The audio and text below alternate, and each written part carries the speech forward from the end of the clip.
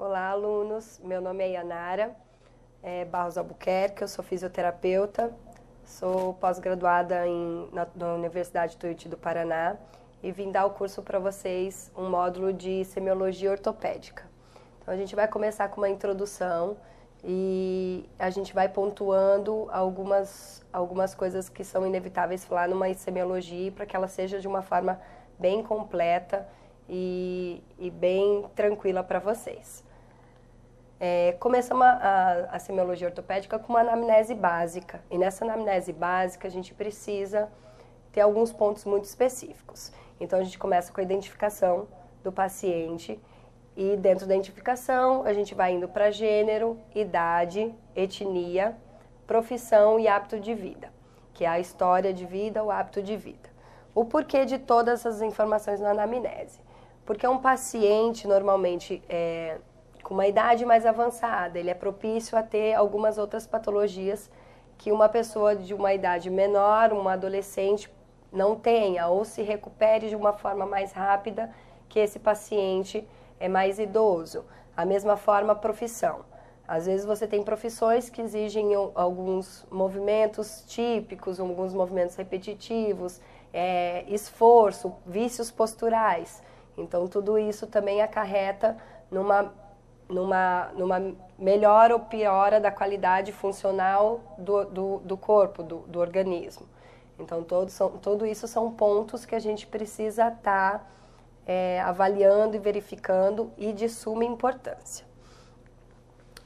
Nessa anamnese, a gente também tem a queixa principal, que faz parte, e nessa queixa principal, a gente precisa tirar do paciente, observar o que a outra pessoa está falando, do que está acontecendo com ela agora, de como ela se sente, o que dói, o que incomoda, qual é a dificuldade principal, a dificuldade secundária que ela tem nessa avaliação.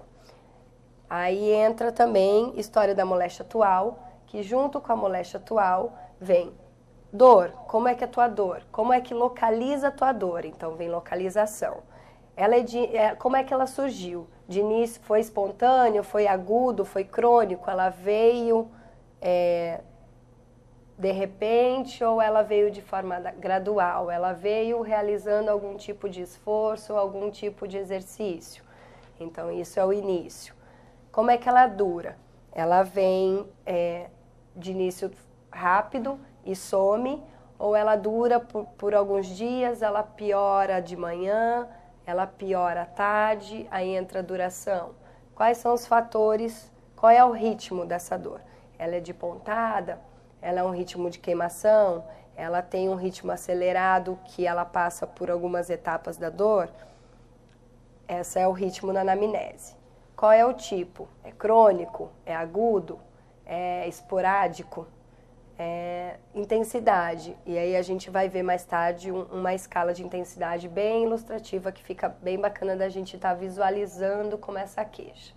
Ela irradia, por exemplo, uma dor, às vezes na cervical, no pescoço, ela pode irradiar para o membro superior ou não, depende da patologia, depende de como é o teu hábito de vida, depende de como você se comporta com essa dor. Tem tratamento? Tem radiação para isso? Tem tratamento para essa radiação? São outros fatores de anamnese. Quais os fatores que pioram para você essa dor? Como é que ela se comporta na piora ou na melhora? Então a gente tem um quadro muito grande, muito extenso para observar, para questionar, para estar justamente batendo em cima. A gente acredita e no dia a dia, na prática, a gente vê uma anamnese extremamente bem feita, com detalhes, rica de informações, tanto dado pelo paciente como dado pelos familiares em volta, é um princípio de um bom tratamento. Porque tanto qualquer outro profissional de saúde, médico, fisioterapeuta, enfermeiro, técnico, qualquer profissional, ele se baseia nessa anamnese muito bem feita, muito bem detalhada para conduzir um tratamento.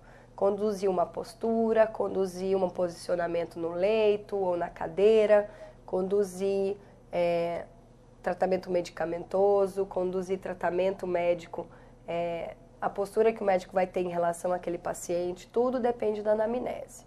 Dentro dessa anamnese também a gente pode ou não constar exames de imagem, raio-x, ultrassom, tomografia, e tudo isso daí na questão de exames de imagem depende muito do que o médico vai avaliar na sua anamnese para poder estar pedindo um exame de imagem comprovatório ou para poder ter certeza que realmente é só aquilo que está acontecendo. Dentro da anamnese a gente consegue dar material suficiente para o médico desenvolver um diagnóstico funcional, um diagnóstico permanente daquele paciente.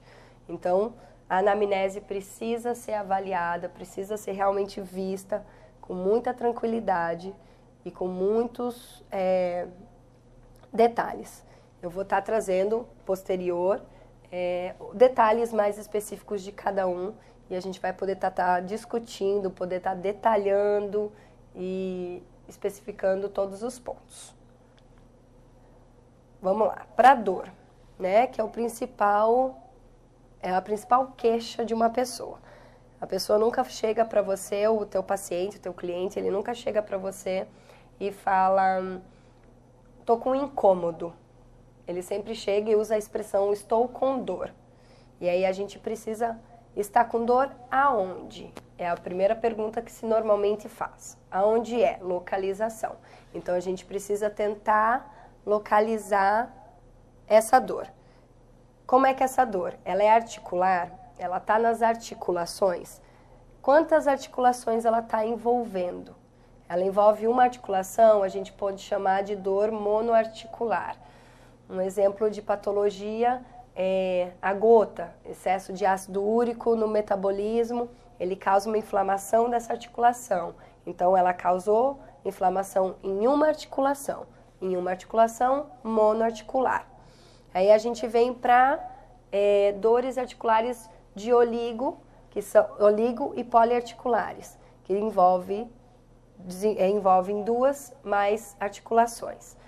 A artrite reumatoide é um exemplo, que é uma patologia que a gente pode ter em 2, 3, 4 articulações do corpo.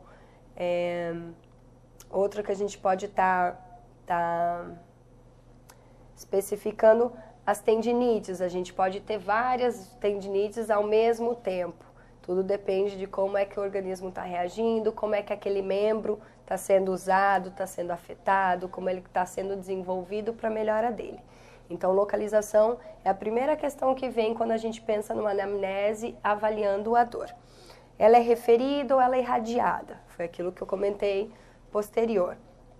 É uma dor que você consegue localizar, você sabe que ela está ali, tem um ponto de dor, um ponto local. Você aperta, a dor está ali, ela não vai para canto mais nenhum, ela não desenvolve para nenhum outro local. Isso é dor referida. Você refere exatamente o local que ela está e nisso é mais pontual.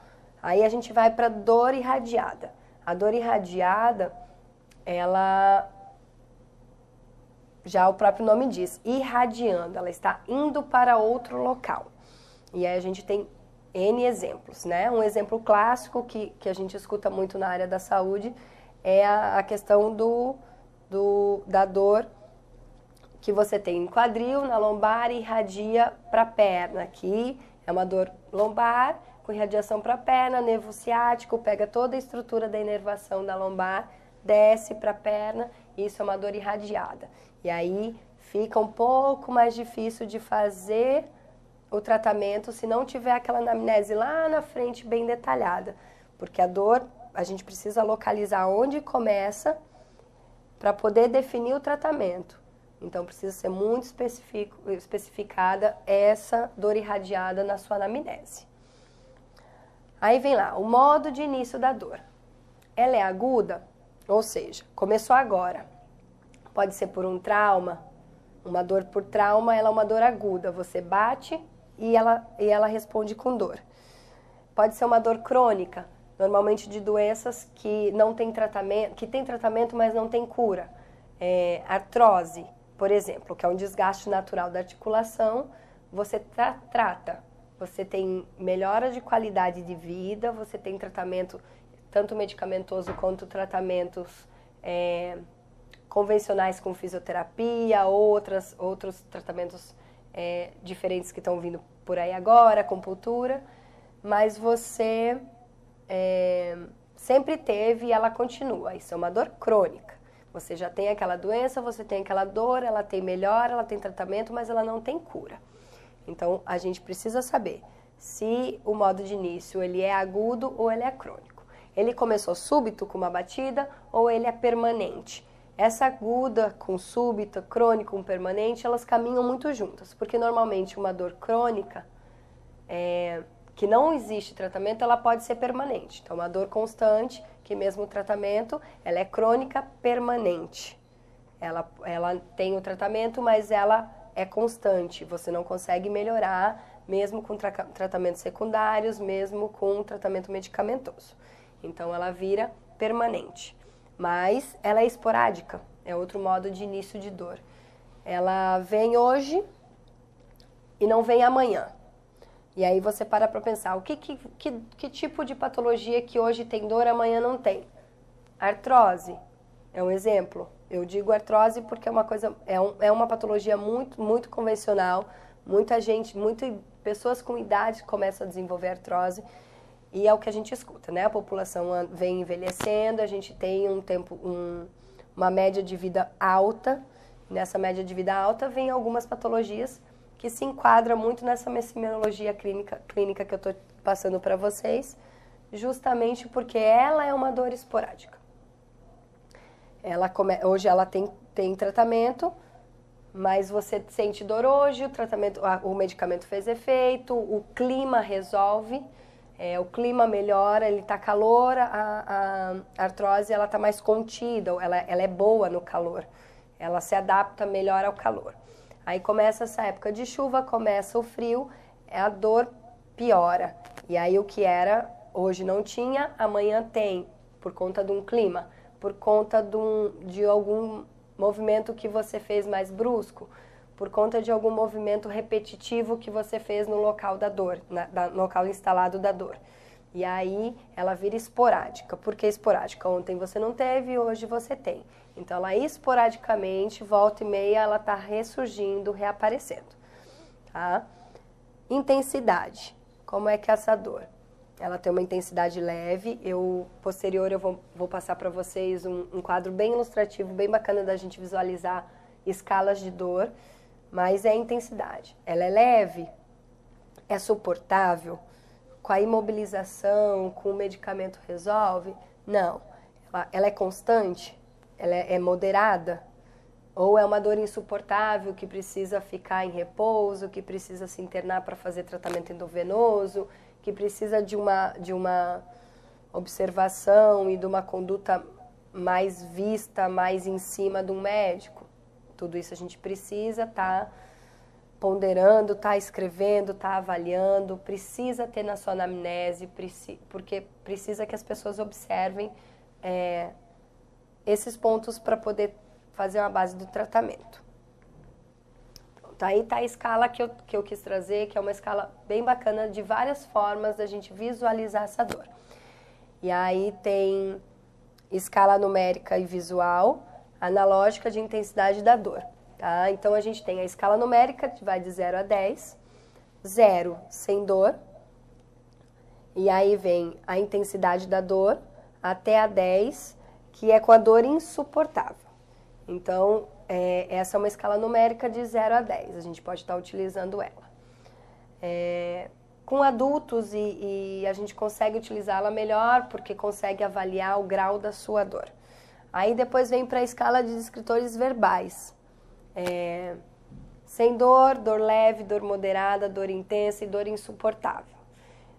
Algumas pessoas não conseguem classificar de forma numérica, de 0 a 10, o que está sentindo, mas consegue usar a expressão: a minha dor é leve, a minha dor é moderada, a minha dor é intensa ou insuportável. E aí a gente consegue estar usando essa escala de descritores verbais com mais facilidade nessas pessoas. Escala visual analógica, sem dor ou dor insuportável. Você vai estar avaliando essa escala de forma visual, tá? E essa escala de Faces de Wong Baker, a gente tende a usar mais com pediatria e com neonatologia, porque são crianças, são recém-nascidos que não conseguem estar desenvolvendo, não conseguem estar contactuando, se comunicando com a gente de forma clara. Tem algumas crianças, óbvio, dependendo da idade, elas conseguem estar passando para a gente qual é o nível da intensidade de forma analógica, de forma numérica, mas não conseguem estar passando para a gente quando é mais novo. Um recém-nascido, a gente não tem diálogo, a gente precisa visualizar por face como é que ele se comporta em repouso, como é que ele se comporta fazendo algum tipo de o fisioterapeuta mobilizando, a enfermeira fazendo um acesso, o técnico tendo um acesso, o médico avaliando. E nisso essa escala de Wong-Baker, ela funciona muito bem, porque a gente consegue de forma visual entender o que o procedimento gera dor, ou só simplesmente em repouso aquela patologia está gerando dor. Então, vai de 0 a 10 também, com algumas carinhas de veia sorriso, a 2, 3, 4, 2, 4, 6 e 8, desculpa, é uma cara mais de incômodo, e a 10 é aquela de sofrimento intenso, de dor insuportável, que aí já vem junto com choro, junto com irritação. Então, a gente precisa ter o feeling, precisa ter essa coisa de olhar para o paciente. Quando a gente gera uma anamnese, não é só caneta e papel e olha para baixo e olha para o paciente só de vez em quando. A gente precisa estar conversando com o paciente, olho no olho, visualizando, tocando, auscultando, fazendo palpação, para a gente poder entender melhor o que é um paciente. Essas escalas são bacanas, é uma escala que vale a pena, a gente pode usar essas escalas em todos os âmbitos da saúde, a gente pode estar usando ela tanto na entrada de uma emergência, no setor de emergência, quanto clínica médica, clínica cirúrgica, pediatria, a gente usa muito em UTIs, tanto UTI neonatal, pediátrica e adulta, a gente tem o hábito de usar, porque algumas escalas como essa de dor, ela é protocolo, né? Vira protocolo dentro de uma UTI, de um setor de urgência e emergência. Então, é uma escala que vale a pena estar bem de olho, bem em cima, porque é usada em vários ambientes. Aí, voltando para a dor, que é onde eu vou bater mais em cima, a gente pode ver como é que é a dor. Qual é o tipo dessa dor? Ela é superficial cutânea, localizada? Ela é mais pele? No toque você consegue visualizar mais essa superficial cutânea. Então ela é mais pele, mais localizada. Ela pode ser de início súbito, pode ser crônico, mas é pele e localizada. Ela não é superficial, ela é profunda. Normalmente, dores profundas, ela já sai do âmbito de pele, ela vai para músculo, ela vai para osso, ela vai para víscera. Ela é mais profunda e normalmente é muito irradiada. Como se trata de partes mais profundas, de vísceras e de músculos, ele tem localização, por exemplo, você tem uma dor visceral, você tem uma dor em região de rim. Quando você apalpa a região do rim, com certeza a região muscular em volta também está doendo, também está incomodada, também está sensível. Então, vira uma dor muscular difusa e acaba irradiando, né?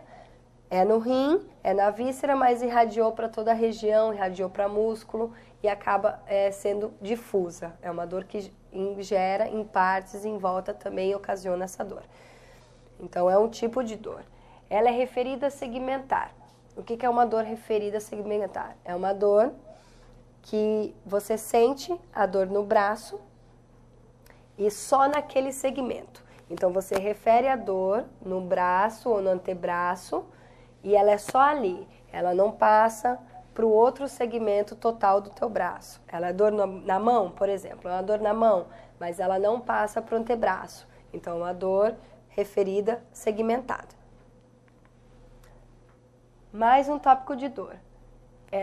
ela pode ser de síndromes sensitivas ou ela pode ser de dor psicogênica. Essas síndromes sensitivas, ela tem várias sensibilidades, várias formas de você estar questionando. Ela é hiperálgica, é aquela dor que você não consegue encostar, que ela não tem controle. Ela é uma dor hiperálgica. Ela é uma dor de analgesia, ela tem dor, mas ela tem tratamento.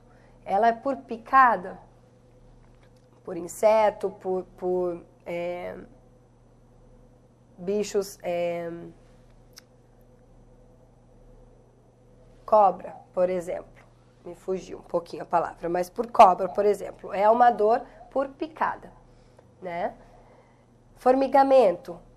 Você sente a dor e ela formiga em todo o segmento, tá? Como se você toca, a sensibilidade parece um formigamento. É um tipo de dor, é uma dor sindrômica sensitiva, de síndrome sensitiva. Aí você também tem aquelas outras questões de dores psicogênicas. O que é uma dor psicogênica? É uma dor subjetiva, uma dor imprecisa, ela é associada a outros sintomas. Por um exemplo, eu tenho uma dor na região cervical, na nuca. E essa dor, você faz toda uma anamnese, você apalpa a cervical, você avalia se tem radiação, se tem edema, se tem sensibilidade, se tem alguma deformidade no local, se tem presença de calos. Você avalia toda a região. Você vê que não tem nada nessa região, mas a pessoa continua falando que está doendo a região da nuca, da coluna cervical. E aí você começa a questionar outros âmbitos. Como é que foi seu dia hoje? Como é que está a tua situação familiar? Está tendo algum problema pessoal? Tudo isso é uma dor psicogênica, porque ela não é subjetiva. Você tem aquela dor, mas ela está vinculada com o teu emocional. Ela não é subjetiva, ela não é precisa, você não sabe direito quando começou, quando piora, você não tem tratamento focal para ela, um tratamento que gere uma melhora rápida. Por quê? Ela é ligada com o teu sentimental. Isso aí vira um outro âmbito, né? Porque existe daí um tratamento para essa questão psicológica e um tratamento para essa dor, que realmente tem que ver se existe realmente essa dor ou se é uma coisa mais de imaginação, de estresse, de incômodo, porque na nossa rotina, no dia a dia, essa dor psicogênica ela é muito, muito, muito, muito presente. A gente normalmente tem uma rotina, normalmente essa rotina é pesada, e aí geram dores psicogênicas. Aí a gente vai para queixas articulares, porque a gente tem, dentro da anamnese, todos aqueles fatores que eu comentei anteriormente, e eu pontuei um pouco mais no tipo de dor, porque é por aí que começa uma avaliação, né, realmente. E aí a gente vem para queixas articulares. A gente precisa avaliar todos os pontos do corpo físico. Dói no músculo, dói na articulação, dói quando movimenta, dói quando está parado, e aí a gente precisa ir para queixas articulares.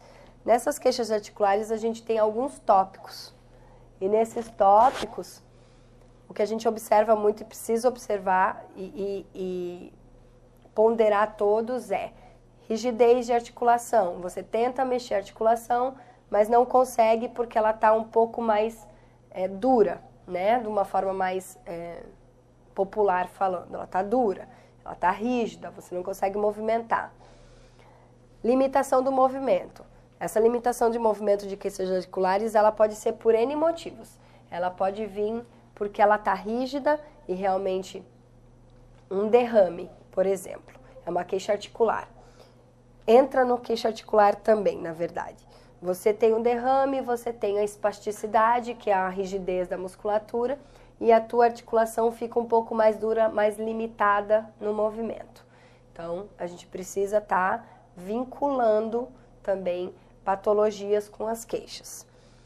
Tamanho, o tamanho da articulação, O contorno, como é que está o contorno dessa articulação?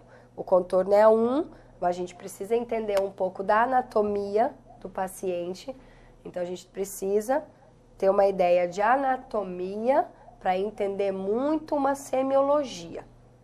Porque se a gente não entender o que é um músculo, o que é uma articulação, o que é um sistema de nervos, o que é sensibilidade, a gente não vai conseguir entender as queixas do paciente. Então, precisa pontuar muito. A dor é no joelho? Vamos entender qual é a anatomia do joelho para poder estar entendendo na semiologia quais são as queixas e qual é o funcionamento normal e anormal de um doente com patologia. Então, e na articulação dele é a mesma coisa, a gente precisa avaliar o contorno, avaliar o rubor, se está quente, se está vermelho, temperatura, tipos de dor, que foi aquelas que eu falei anteriormente. Associar com a hora do dia. Todos os pontos que eu já bati, que eu vou ficar batendo, porque são pontos muito importantes. Algumas patologias, conforme o horário do dia ou conforme o clima do dia, pesa, dói, incomoda um pouco mais. A articulação normalmente se comporta muito com associação com o dia. Fatores calmantes, o que acalma essa dor? Ela acalma a dor se eu fico em repouso? Acalma. Ela acalma se eu mantenho, por exemplo, o braço esticado. Melhora a dor? Não. Ela melhora com a flexão. Então, tudo isso são fatores calmantes. A gente precisa estar avaliando. Até para poder estar dando um conforto melhor para aquela queixa articular. Para aquele paciente que tem dor na articulação. E resposta aos tratamentos. Tratamento medicamentoso, tratamento com fisioterapia. Então, as queixas articulares, ela é muito pontual nesses tópicos. São tópicos que a gente não pode deixar de seguir. E aí, dentro disso, a gente tem outros fatores. A gente precisa ver se existe outras limitações que estão causando essas queixas articulares. Outra queixa também muito usual, muito frequente, são as queixas musculares, tá? Também tem pontos a serem observados, limitação de movimento. Cada músculo tem um arco e um ângulo para se movimentar. Então, dentro daquele músculo que está doendo, a gente precisa entender qual é o limite de movimento daquele músculo. O músculo vai de 0 a 90 graus, quando ele se movimenta. Então, qual é a limitação do movimento? A gente precisa entender qual é o músculo que está referindo a dor, entender até onde ele pode ir, qual é a normalidade do ângulo que ele vai. Paralisia, o músculo está paralisado, ele não está sentindo, você não consegue movimentar aquele músculo. Então, outra queixa muscular. Fadiga, cansaço, o músculo está só cansado por causa de um problema nutricional, por uma falta de mobilidade, você está muito tempo móvel em cima de uma cama. Um exemplo, um AVC, um derrame, o paciente fica lá quase que imóvel na cama. Óbvio, hoje tem tratamentos com fisioterapia, tem tratamentos com movimentos que a gente pode estar usando para melhoria desse paciente com AVC. Mas aí ele tem uma fadiga. E por que essa fadiga? Porque ele fica parado, o músculo não trabalha, a fibra não desenvolve e cria-se um cansaço. Ah, estou com a perna cansada, estou com o braço cansaço, isso é a fadiga. Trêmulo é um músculo realmente que tem alguns tremores, espasmo, quando tem aquela contração involuntária. A dor, né, vai estar sempre, a dor é um ponto na semiologia muito importante, ela vai estar de novo aí nas queixas musculares. Se tem atrofia, se aquele músculo que é atrofiado, que ele não desenvolve como um todo o músculo no movimento. Desculpa. Fatores precipitantes, fatores calmantes e resposta a tratamento. São tópicos que normalmente estão muito próximos daquela queixa articular, eles são juntos, eles trabalham juntos, até porque toda articulação tem uma musculatura com inserção e com origem nela. Então, Fatores precipitantes, calmantes, respostas a tratamentos, a gente tem nos 2 tópicos. A gente precisa avaliar nos 2 tópicos. Da mesma forma que na queixa articular, tem fatores que precipitam essa dor, que tem fatores que acalmam, na muscular também vai ter. Vai ter fatores que melhoram, que precipita. Você já tem uma distensão, um músculo que você fez um exercício inadequado e você distendeu a musculatura, deixou a musculatura muito esticada, forçou demais, ela distendeu. Fator precipitante.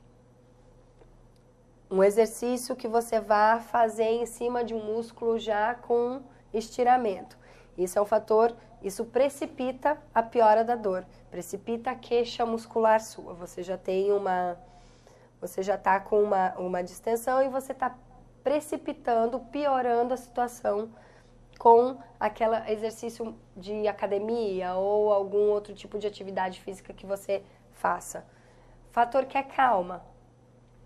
O gelo acalma, o calor acalma, o repouso acalma. Então, são fatores também que precisam ser avaliados. E resposta ao tratamento medicamentoso, tratamento secundário, tratamento com fisioterapia, imobilização, tudo isso precisa ser visto. A ortopedia, ela está muito em cima disso. A neurologia está muito em cima disso, porque queixas musculares e queixas articulares tá de mão dada com essas 2 áreas. Aí no exame físico, tá? A gente fez a anamnese, a gente pesquisou todo o paciente, a gente descreveu todos os tópicos, avaliamos, olhamos, pegamos, a gente vai para exame físico. A gente precisa não só agora falar e escutar. A gente não precisa só estar fazendo perguntas, instigando a pessoa para a pessoa dizer o que ela sente, o que incomoda, o que às vezes não gosta. A gente encontra pessoas que não gostam muito de estar especificando detalhes da vida, mas a gente precisa estar perguntando, precisa estar investigando. Isso é anamnese. E parte da anamnese entra o exame físico, tá? No exame físico vem a inspeção, palpação e percussão, ausculta e testes especiais. O que é a inspeção? A gente precisa inspecionar, a gente precisa ver o paciente. Então, a gente vai fazer a inspeção de 2 formas, de forma estática e de forma dinâmica. A estática é um paciente parado, o paciente vai estar lá em repouso, deitado, ou em pé, ou sentado, depende da área que você queira avaliar. E a gente vai observar o paciente estático, como é que tá, se tem deformidade, se tem assincronia, um lado diferente do outro. A gente vai fazer uma avaliação bilateral.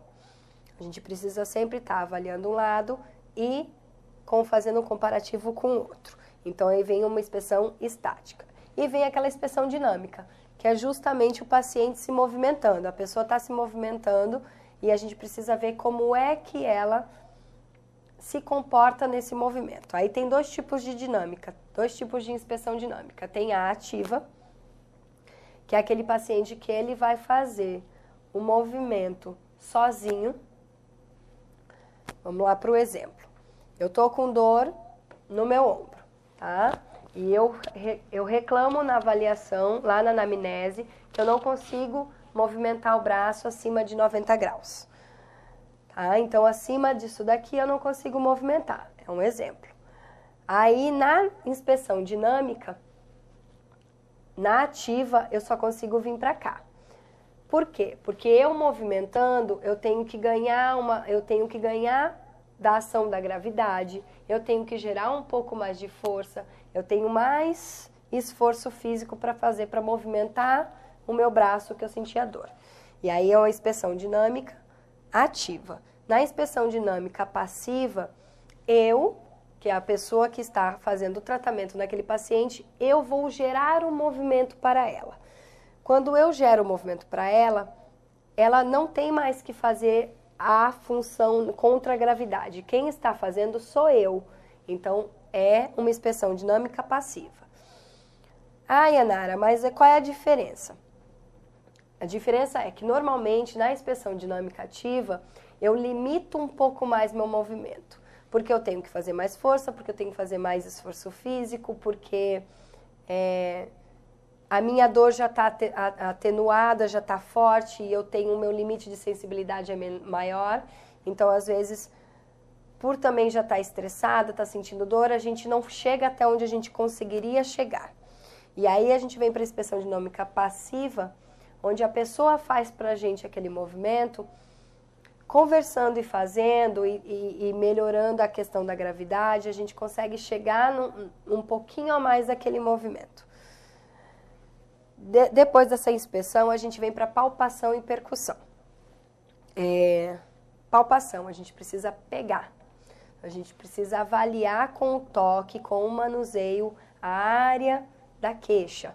Seja muscular, seja articular, mas a gente precisa pegar, a gente precisa manusear, a gente precisa sentir a região. A gente precisa sentir se está com estiramento, se tem presença de um nódulo, se tem atrito, se na hora que a gente pega e faz um movimento gera um ruído. São exemplos do porquê uma palpação num exame físico, tá? Percussão da mesma forma, a gente precisa, o nosso organismo, por exemplo, o pulmão, ele tem um som, o abdômen, ele tem outro som.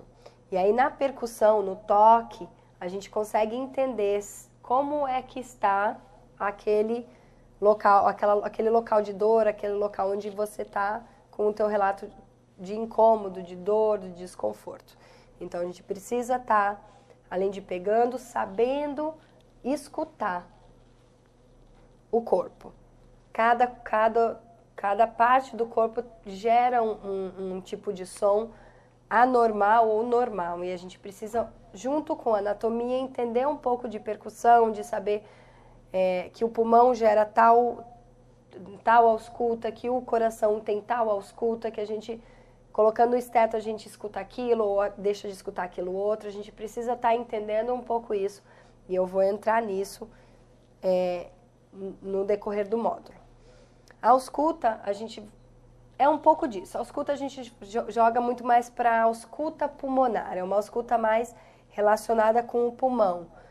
O pulmão tem o seu som próprio e algumas questões modifica esse som.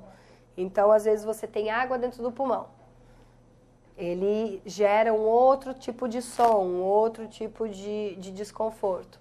E a gente consegue, na ausculta, avaliar. Aqui tinha ar, a gente sente a respiração e agora a gente não sente naquela parte do pulmão. E aí a gente precisa estar descrevendo isso, colocando no prontuário, descrevendo isso na sua avaliação, seja em qualquer lugar de trabalho. E testes especiais. Testes especiais, a gente vai bater bastante nisso. A gente tem testes para todas as áreas do corpo. O que são esses testes especiais? A gente consegue, através de alguns movimentos específicos, avaliar se existe a patologia instalada ou não. E aí varia conforme, tem vários testes e números para cada área do corpo, a gente vai estar descrevendo.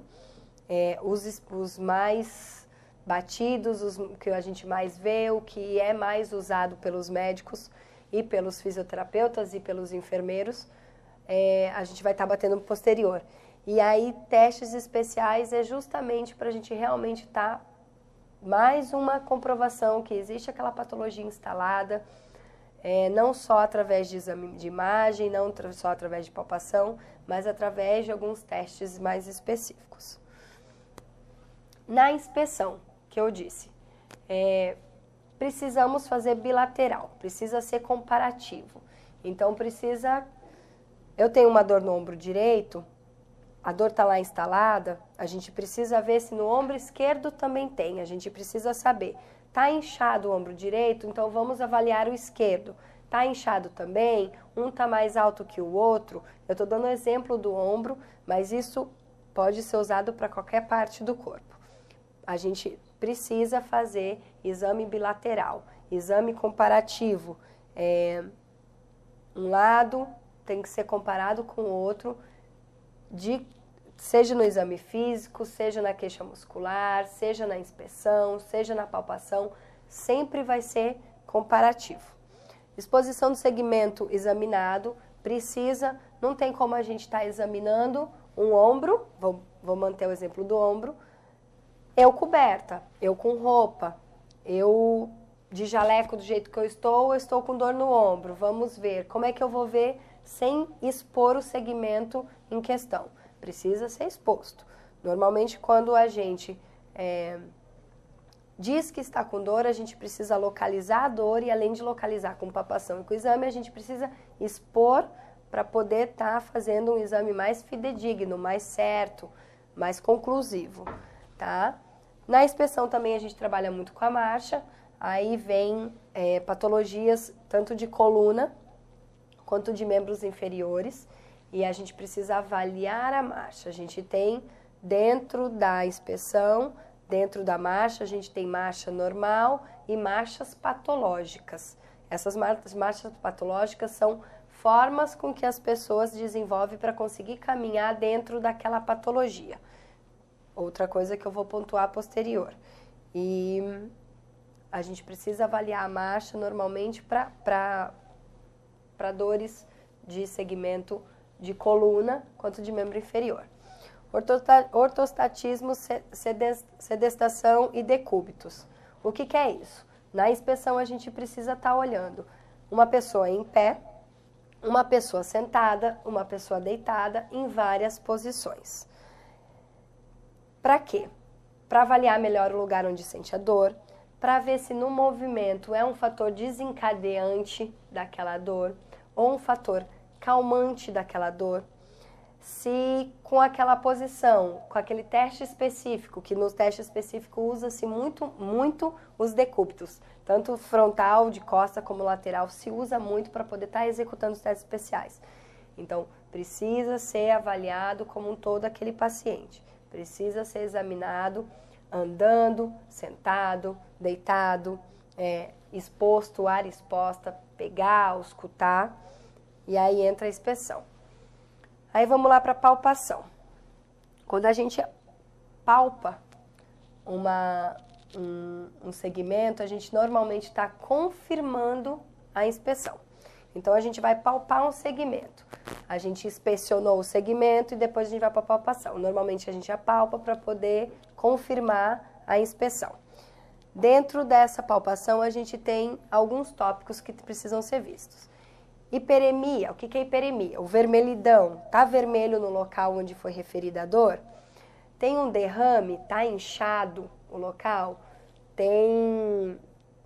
Você apalpa, você aperta, afunda, tem aquele sinal de cacifo, que é o afundamento da região quando você aperta o dedo, isso significa que tem um derrame, que tem um edema. Tumefação, também da mesma forma, calor, tá quente, crepitação. O que é crepitação? Você se movimenta, você vai movimentar um segmento do teu corpo e esse movimento gera um som, gera um ruído, gera um barulho. Precisa ser avaliado. Esse barulho, essa crepitação na palpação, ela vem acompanhada de dor? Não vem acompanhado de dor? Se vem acompanhado, vamos ver os pontos dolorosos. Essa questão de pontos dolorosos tem muito mais vínculo com a queixa muscular, tá? E a gente precisa localizar quais são os pontos. E aí a gente consegue definir melhor o teu tratamento nisso. Aí a gente vem para o exame articular, né? A gente teve queixa articular e a gente precisa examinar. Aí foi aquela questão que eu comentei com vocês, a questão da mobilidade articular. Existe uma amplitude de movimento. Cada membro nosso, cada segmento nosso tem um tipo de ângulo, um movimento a ser feito. E a gente precisa saber se ele está fazendo de sua forma, se aonde você localiza a dor, se ela consegue gerar um total ou um parcial daquele movimento completo. Então, precisa ter a questão da sabedoria e estudar a questão da amplitude de movimento, tá? Que é um arco. Esse imagem que eu estou trazendo para vocês é de um goniômetro e esse estudo de exame articular a gente chama de goniometria. Então, a gente tem uma barra fixa com um eixo e a gente vai colocar essa barra fixa justamente onde a gente está querendo avaliar, e jogando a barra móvel conforme o movimento da pessoa, tá? E a gente consegue referir em ângulos, ali no eixo tem a angulação, a gente consegue referir em ângulos quanto é a mobilidade articular daquele segmento. E pode ser de forma passiva, de forma assistida, de forma ativa ou contra resistência. O que é contra resistência? A pessoa vai fazer uma força no braço, por exemplo, para vocês visualizarem melhor. Você quer que ela baixe e faça a extensão. E aí eu gero uma força contra e você tem que fazer a extensão contra a força que eu estou gerando. Isso é uma mobilidade articular contra a resistência. Para que a gente faz com que a pessoa já tem dor? Você vai lá, vai fazer a medição do ângulo daquela articulação que sente dor e você ainda faz com que ele faça força. Por quê? Porque eu preciso entender se a dor dele é passional, se ela com movimento só, simplesmente com movimento só dói, ou se ela fazendo força, gerando uma contração naquela musculatura, vai aumentar ou piorar a dor. Outra coisa, fazendo contra-resistência, a gente consegue entender se ele tem fraqueza muscular.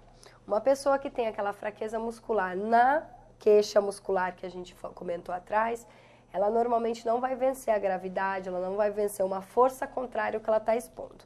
Então, você no exame articular, na mobilidade articular, você avaliar a questão da contra-resistência, ela é extremamente importante. Sinais articulares. Aí são tópicos que a gente precisa estar olhando. Inflamação. A gente tem sinovite, derrame, edema, tumefação, calor. São sinais articulares que eu já tinha comentado posterior.